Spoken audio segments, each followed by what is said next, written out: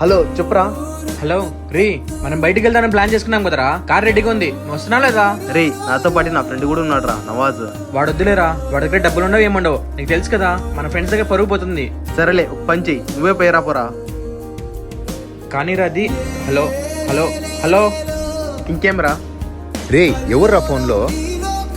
ఎవరు లేదులే, నువ్వు ఉండు, నీకు తినడానికి ఏదైనా తీసుకొస్తా. రే ఆగు. రే అనవసరంగా నా కోసం ఎందుకురా నీ ఫ్రెండ్షిప్ని చెడగొట్టుకుంటావు?